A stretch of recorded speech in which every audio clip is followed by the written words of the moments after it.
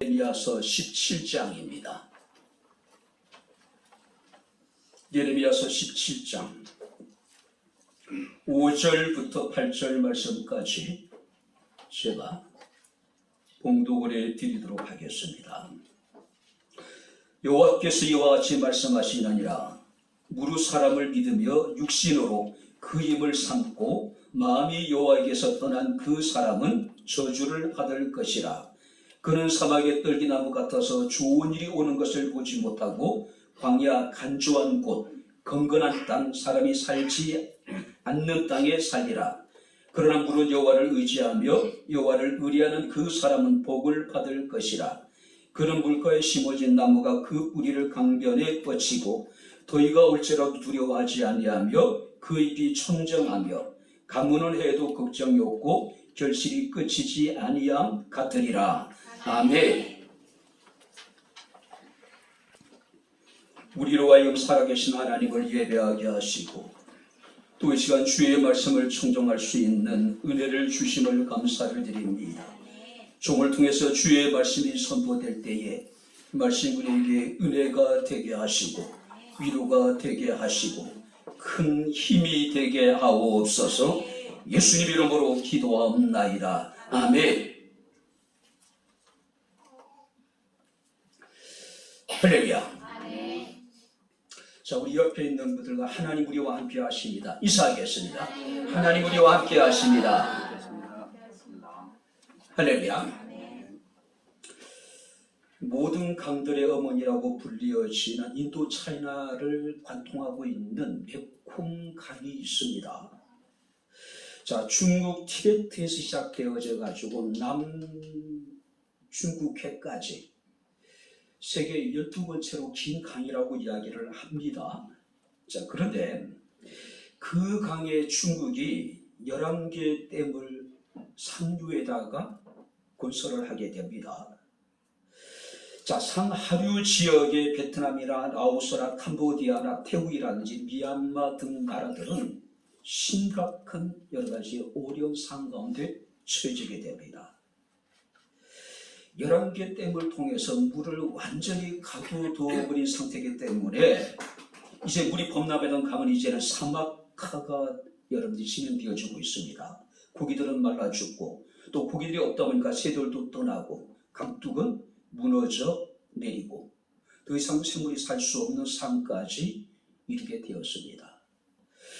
자, 물이 차고 넘쳤던 강이라고는 도저히 믿기지 않는 그런 어떤 이제 메콩강의 하류의 모습을 볼 수가 있었습니다. 그런데 더 심각한 것은 중국이 앞으로 8개 댐을 더 건설하겠다라고 하는 계획을 가지고 있다라고 하는 겁니다. 지금도 어려운데 8개 댐을 더 건설하게 된다면 그야말로 메콩강은 죽음의 강이 될 수밖에 없겠죠. 그죠?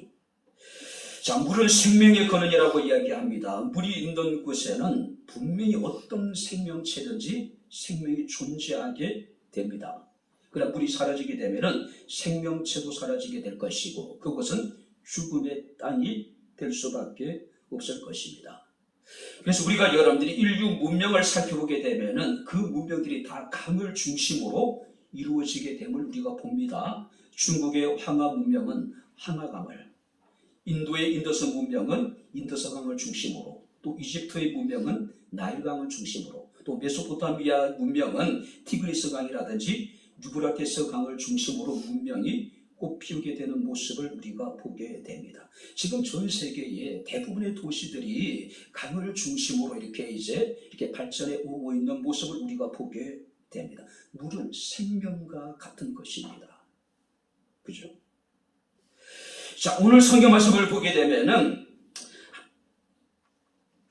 바벨론이라고 하는 신흥 강대국이 호시탐탐 유다를 이제 침범을 하면서 유다를 삼키기 위해서 기회를 엿보고 있는 상황입니다.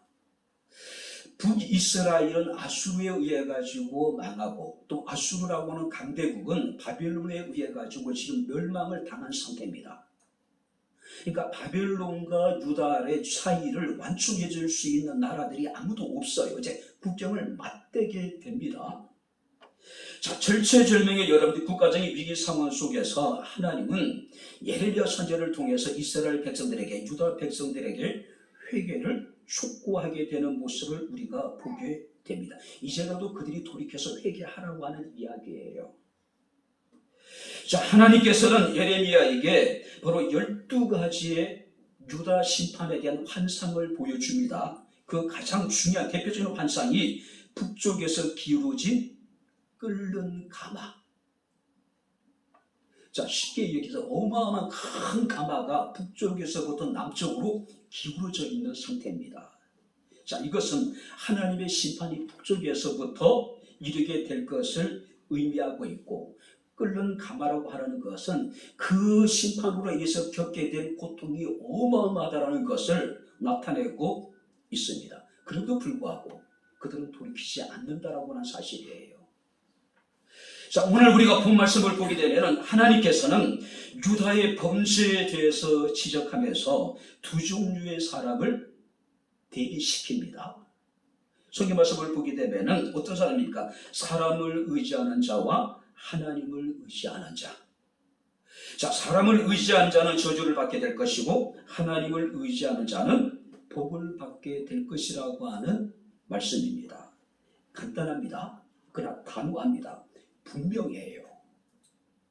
사람을 의지하면 저주를 받게 될 것이고 하나님을 의지하는 자는 복을 받게 될 것이다. 오늘 우리는 이 말씀을 통해서 우리가 어떤 사람이 되어야 될 것인가를 우리가 살피면서 우리가 함께 은혜를 나누도록 하겠습니다. 자, 먼저 여러분들 우리가 사람을 믿고 그 힘을 의지하는 사람들이 있습니다. 자, 5절을 우리 다시 한번 같이 읽겠습니다. 여호와께서 이와 같이 말씀하시니라. 무릇 사람을 믿으며 육신으로 그의 힘을 삼고 마음이 여호와께서 떠난 그 사람은 저주를 받을 것이다. 자, 여기서 사람을 믿고 그 힘을 의지하며 그 마음이 하나님에게서 떠난 자는 저주를 받을 것이다. 하나님은 지금 유다가 겪고 있는 이 국가적인 위기 상황의 원인에 대해서 그들이 하나님을 의지하지 않았기 때문이라고 말씀하고 있습니다.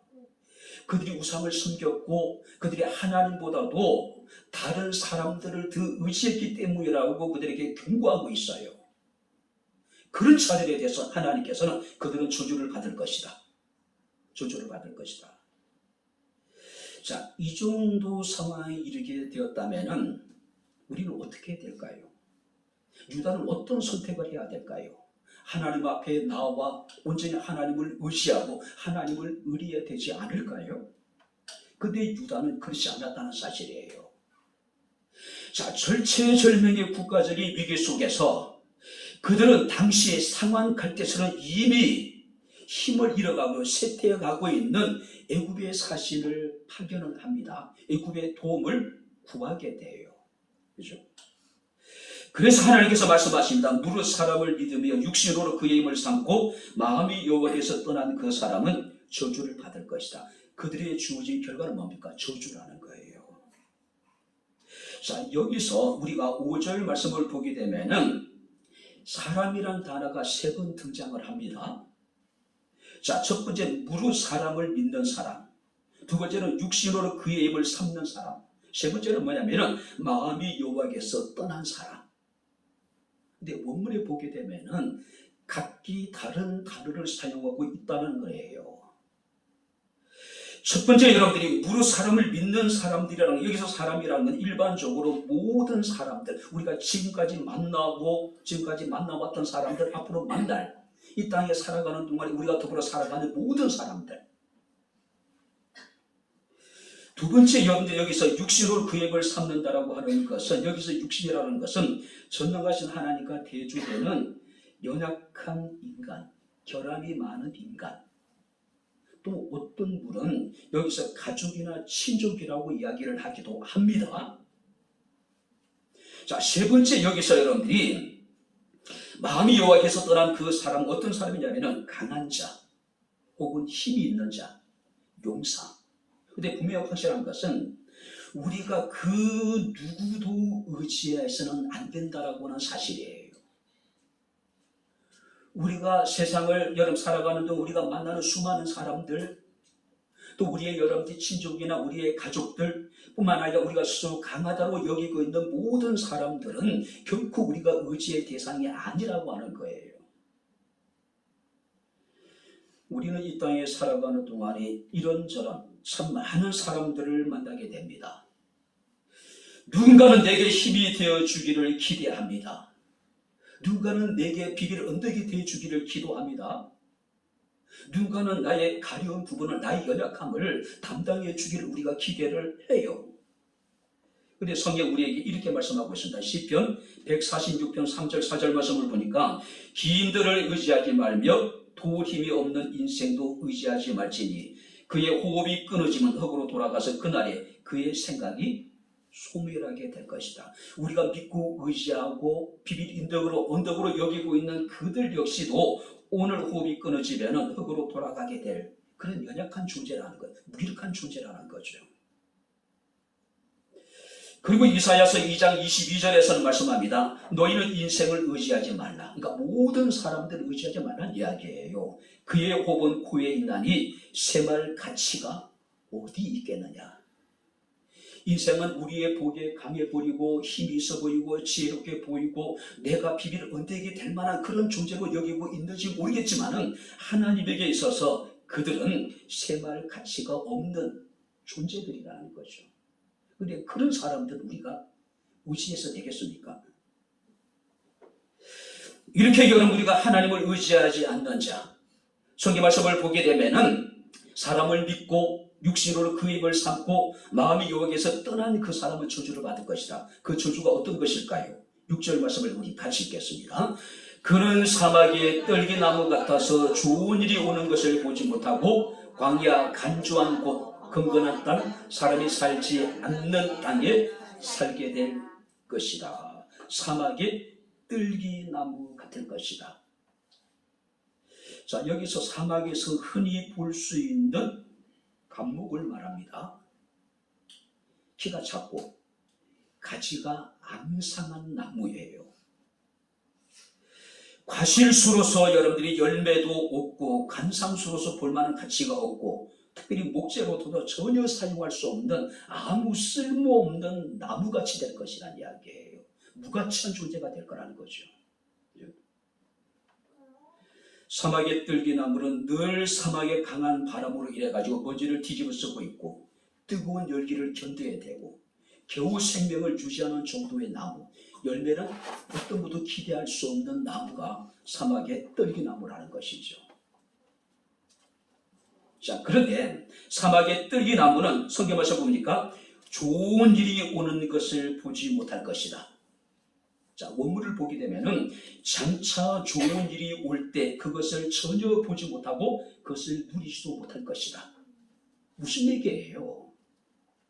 사막의 떨기나무에게도 분명히 좋은 일이 올 수가 있다는 거예요. 그런데 사막의 떨기나무는 그것을 보지 못하고 그것을 누리지도 못할 것이다.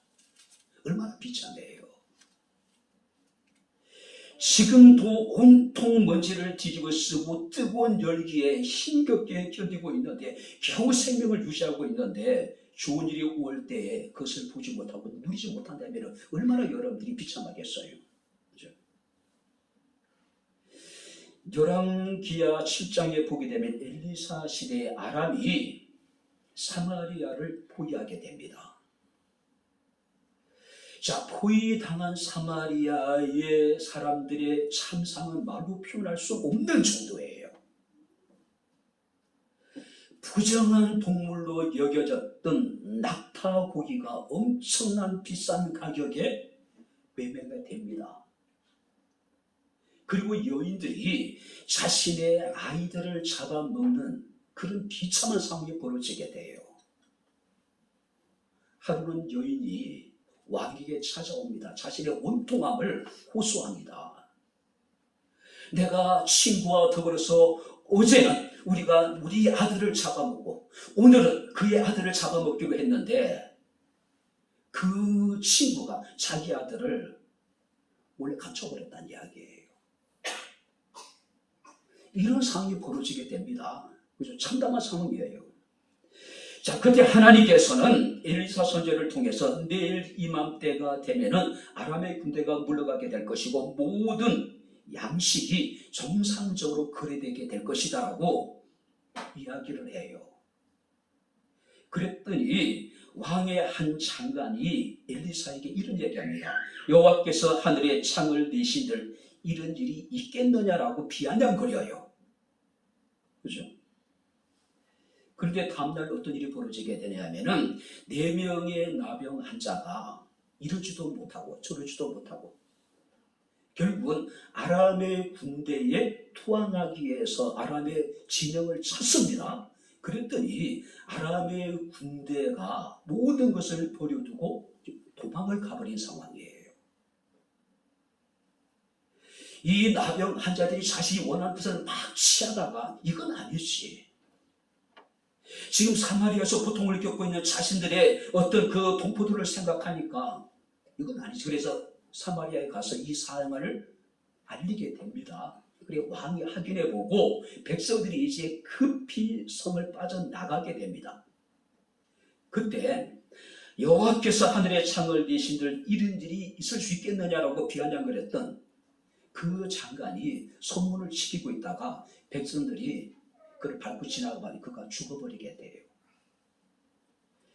엘리사 선지자가 그에게 이런 이야기합니다. 내가 눈으로 보리라. 그러나 먹지는 못할 것이다. 하나님의 회복하심을 네가 보게 되겠지만 그 회복을 너는 누리지 못하게 될 것이다. 그 예언대로 그대로 성취되어지게 되는 거예요. 사랑하는 성도님들, 지금 우리의 현실이 어렵고 힘들지만 반드시 우리에게도 좋은 일이 있게 될 겁니다. 할렐루야. 그 좋은 일이 오는 것을 봐야 되지 않겠어요? 그 좋은 일을 우리가 여러분 함께 누려야 되지 않겠어요?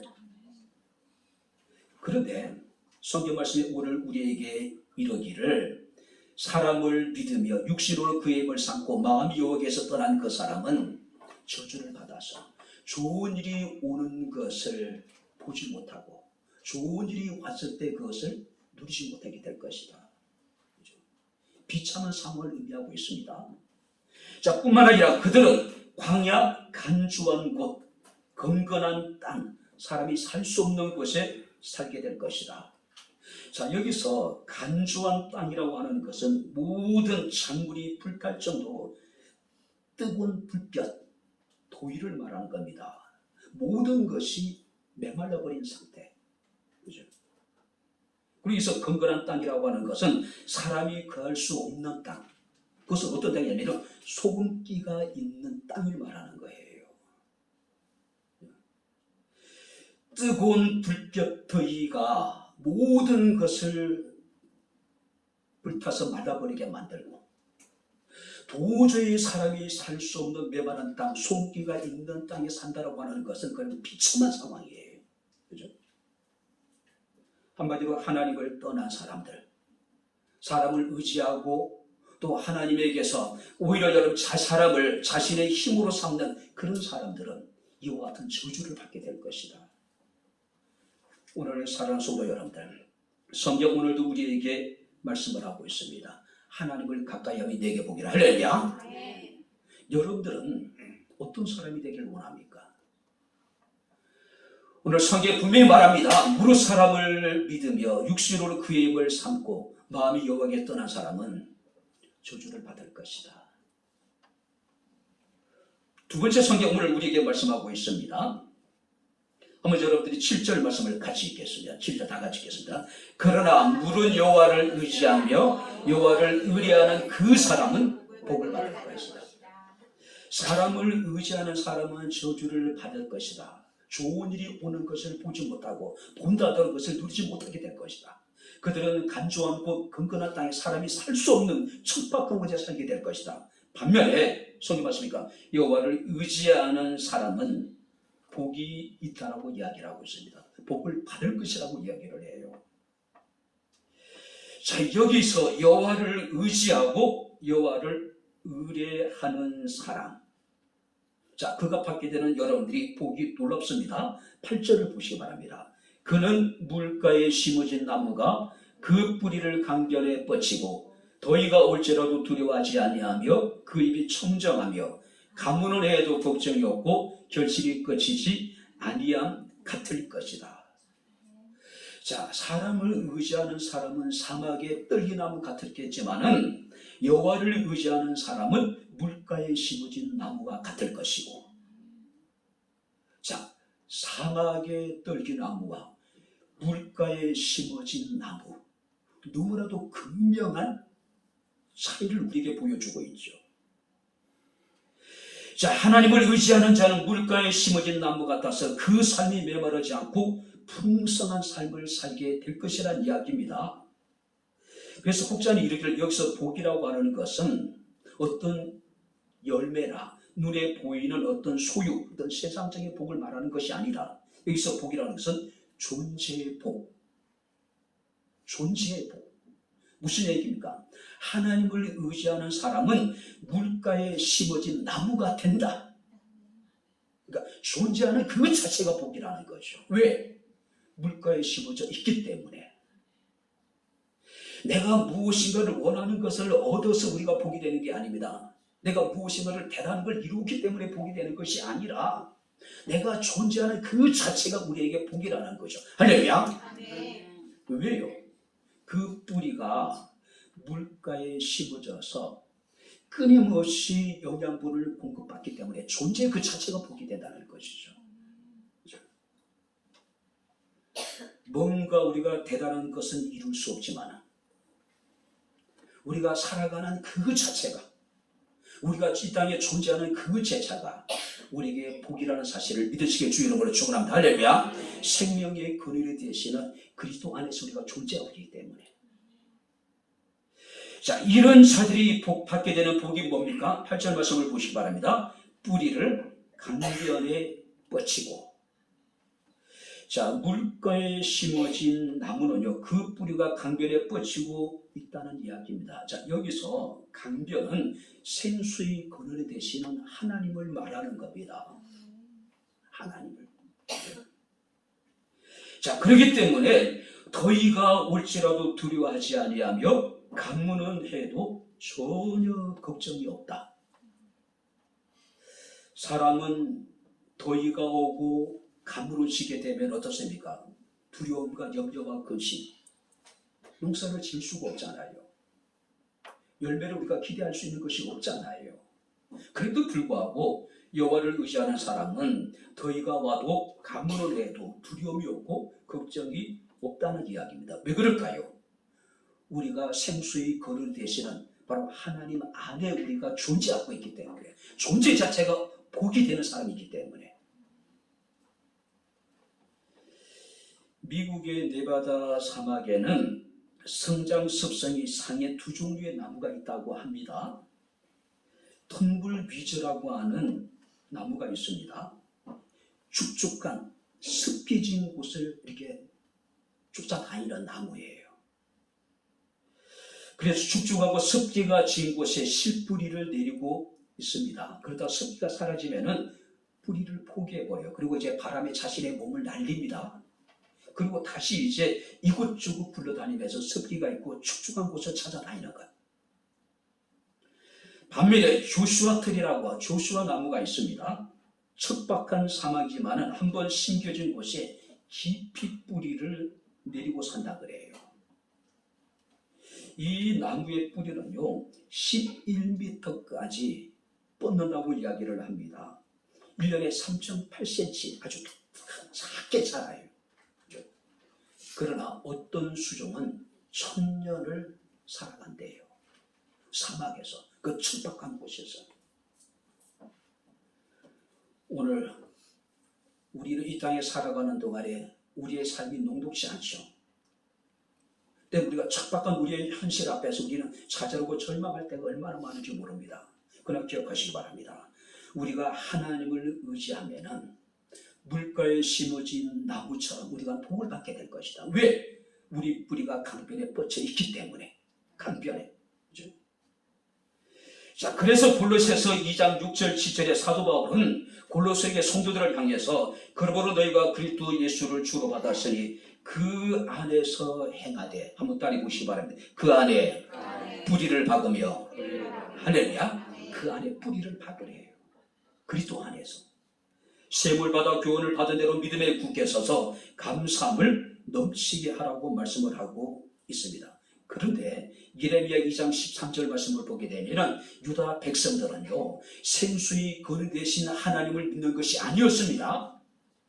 생수의 근원 되신 하나님께 우리의 믿음의 뿌리를 둔 것이 아니었어요. 성경이 이렇게 기록하고 있습니다. 이 백성이 두 가지 악을 행하였나니 곧 그들이 생수의 근원이 되는 나를 버렸다. 그리고 오히려 그들은 스스로 웅덩이를 팠는데 그것은 물을 가두지 못할 터진 웅덩이를 팠다. 근데 여기서 웅덩이들입니다. 하나님께 생명이 있고 하나님 앞에 그리스도 안에서 모든 것임에도 불구하고 그들은 그것을 버리고 자기 자신을 위해서 여기저기에 많은 웅덩이들을 팠다는 이야기예요. 근데 그 웅덩이들은 물을 가두지 못하는 터진 웅덩이들이라는 거죠. 자신의 힘으로 무엇인가를 이루려고 합니다. 자신의 힘으로 우리는 열심히 살아갑니다. 우리가 생수의 근원 되신 하나님을 떠나서 자신이 스스로 웅덩이들을 파요. 그런데 우리가 판 그 웅덩이들은 물을 가두지 못하는 터진 웅덩이라는 거죠. 정말로 노력을 했는데, 힘을 썼는데, 열심을 했는데 남는 것이 아무것도 없는 거예요. 왜? 웅덩이가 터져 있기 때문에. 두 번째, 여러분들이 8절 말씀을 보게 되면은 더위가 와도 그 잎이 청정하다. 자, 여름의 뜨거운 열기, 모든 것을 바짝 태워버릴 것만 같은 뜨거운 태양의 열기가 오더라도 그 잎이 청정하다. 청정하다는 얘기는 뭐냐면 무성하고 울창하고 싱싱하다. 자, 사막에 여러분들이 우리가 간소한 곳, 사막의 어떤 근근한 땅에 사는 사람을 의지하는 사람들도 여러분들이 뜨거운 햇빛에 노출되어져 있지만은요, 뜨거운 열기에 노출되어 있지만은 하나님을 의지하는 자들에게도 더위가 찾아온대요. 더위가 찾아온대요. 그죠?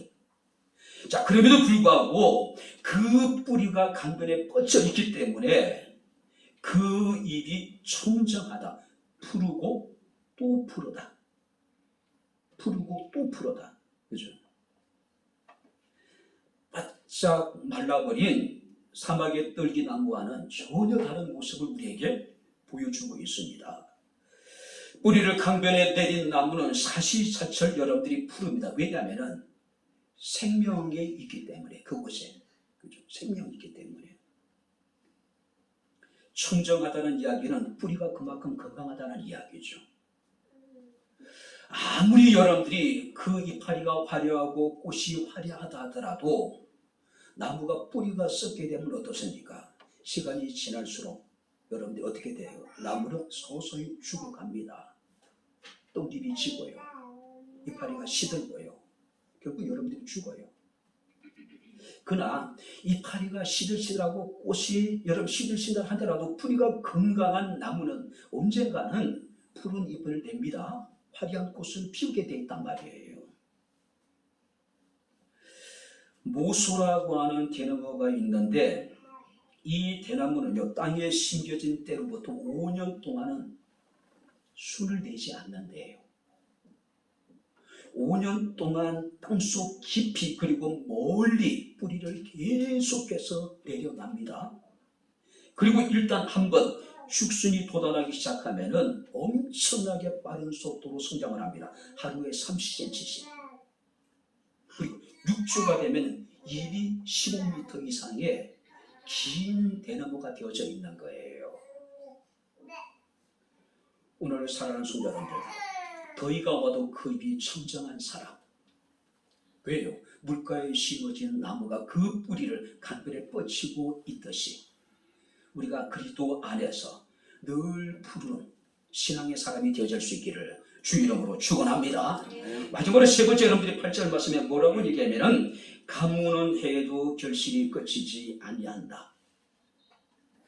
자, 이 팔레스타인 지역에는요, 여름에는 비가 내리지 않습니다. 이때는 건기예요.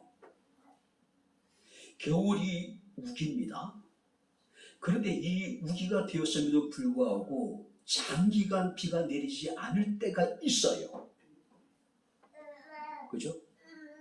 우리나라 같은 경우는 뭐 봄 가뭄, 가을 가뭄, 근데 가뭄이 있잖아요. 요한이가 그 부대에 근무할 때에 그때 이제 춘천에 가서 이렇게 이제 만났던, 그래 이제 춘천 소양호에 갔던 기억이 납니다. 완전히 물이 그 바닥을 드러내 보인다. 엄청나게 오랫동안 가뭄으로 고통을 겪고 있을 때였어요. 그죠? 자, 여기서 그러나 가뭄은 해도 걱정이 없답니다.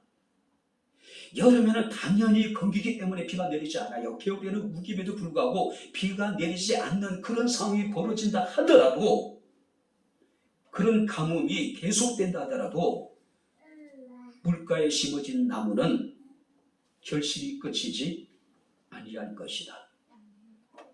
더위가 오고 가뭄이 들거나 그래도 불구하고 두려워하거나 걱정하지 않는다라는 사실이에요.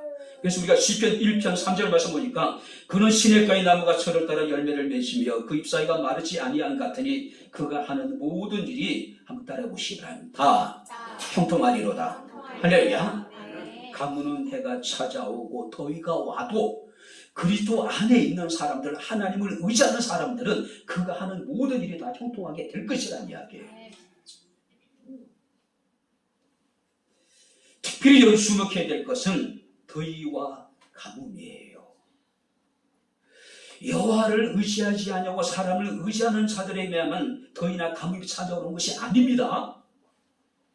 온전히 여호와를 의지하는 사람들에게도 가뭄이 찾아온대요.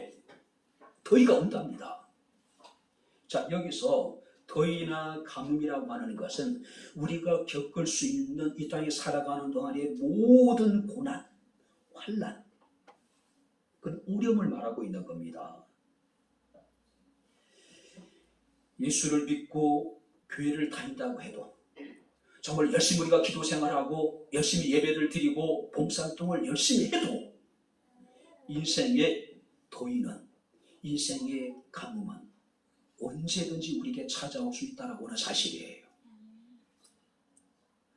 어쩌면 지금 이 시간 우리 백향목교회 성도들 가운데 인생의 더위와 인생의 가뭄에 고통스러워하는 사람이 있을 수 있을 거예요. 힘들어하는 사람이 분명히 있을 수 있을 것이란 말이에요. 그런데 성경 우리에게 말씀하십니다. 더위가 찾아오도 가물어져도 그 입이 청정하며 결실이 끝이지 아니할 것이다. 두려워하거나 걱정하지 않는데요. 그죠? 예수 믿음에도 불구하고 어려움이 닥칩니다. 열심히 기도 생활했음에도 불구하고 인생의 환난이 찾아옵니다. 고난이 찾아옵니다. 많은 사람들은 여기서 신앙적인 회의를 느끼게 됩니다. 도대체 하나님은 나를, 이 아픔을, 이 고통을 정말 알고 계시는 것인지, 왜 내게 이런 시련을 주셨는지 우리가 하나님을 원망하고 불평할 때가 얼마나 많은지 모릅니다. 성경 우리에게 말씀하십니다. 더위가 와도 가뭄을 만나도 두려워하거나 걱정하지 말랍니다. 할렐루야. 아멘. 그래서 우리가 여러분들이 시편 23편 1절에 여호와는 나의 목자시니 내게 부족함이 없다라고 말씀하고 있습니다. 이제 오늘 여기까지 우리 말씀을 마치도록 하겠습니다. 사람을 의지하여 사막에 가시떨기 나무 같은 사람이 있습니다. 하나님을 의지하여 물가에 심어진 나무와 같은 사람도 있습니다. 여러분들은 어떤 사람이 되기를 원합니까? 사람을 의지하는 사람은 저주를 받게 될 것이고 하나님을 의지하는 사람은 복을 받게 될 것이라고 말씀을 합니다. 어떤 주석가는 이 본문에 대해서 이런 표현을 사용합니다. 우리가 그 샘을 소유하고 있는 한 물동이가 깨질까봐 걱정할 필요가 없다. 이미 우리는 그 샘을 소유하고 있기 때문에 우리가 물동이가 깨지든 바가지가 깨지든 관계없어요. 왜냐하면 이미 물을 소유하고 있기 때문에. 우리가 하나님의 물가에 뿌리를 내리고 있는 한 삶의 가뭄이 올까 걱정할 필요가 없다. 하나님의 강변에 우리가 뿌리를 뻗치고 있는데 더위가 와도 여러분이 가뭄이 찾아와도 그것 때문에 걱정하지 않는다는 것, 두려워하지 않는다는 이야기예요. 하나님을 믿고 의지하는 자 곧 하나님께 삶의 뿌리를 내리고 사는 자는 언제나 풍성한 삶을 살게 될 것이라고 이야기를 합니다. 하나님을 믿고 하나님을 의지하여 물가에 심어진 나무처럼 삶의 더위가 닥쳐도 두려워하지 않고 삶의 가뭄이 찾아오도 걱정하지 않고 삶의 열매들이 없어서 불안하지 않는 삶, 언제나 그리스도 안에서 풍성한 삶, 풍요로운 삶, 이것이 우리의 삶이 되어야 되지 않을까요? 하나님 이런 삶을 우리에게 지금 약속하고 계십니다. 사람을 의지하지 아니하고 오직 하나님만을 의지함으로 물가에 심어진 나무처럼 풍성한 하나님의 은혜 누릴 수 있는 저와 여러분들의 삶이 될 수 있기를 주 이름으로 축원합니다. 기도하겠습니다. 좋으신 아버지 하나님, 하나님의 은혜와 사랑을 진심으로 감사를 드립니다. 무릇 사람을 믿음의 육신으로 그의 힘을 삼고 마음이 여호와께서 떠난 그 사람은 저주를 받을 것이라 말씀하신 주님, 그러나 무릇 여호와를 의지하여 여호와를 의리하는 그 사람은 복을 받을 것이라 말씀하신 주님, 물가에 심어진 나무가 그 뿌리를 강변에 뻗치고 더위가 오고 감이 와도 두려워하지 아니하며 걱정하지 아니하며 그 입이 청정하며 결실이 그치지 아니함처럼 우리가 그리스도 안에서 뿌리를 깊이 내리게 하시고 그리스도 안에서 하나님의 풍요와 하나님의 충만한 은혜를 누릴 수 있는 백장목교회 사랑하는 모든 성도들의 삶이 되게 하옵소서. 예수님 이름으로 기도하옵나이다. 아멘. 이제는 우리 주 예수 그리스도의 은혜와 하나님의 크신 사랑과 성령님의 교통 교절의 제 충만 역사 인도하심이 거룩한 주의 날 온전히 하나님을 의지하고 하나님을 의리함으로 살아계신 하나님을 영과 진리로 예배한 주의 사랑하는 모든 성도들 머리머리 이에 저들의 가정과 직장과 사업장과 이 교회와 이 나라 이 민족 위에 지금부터 영원토록 함께 있을지어다. 아멘.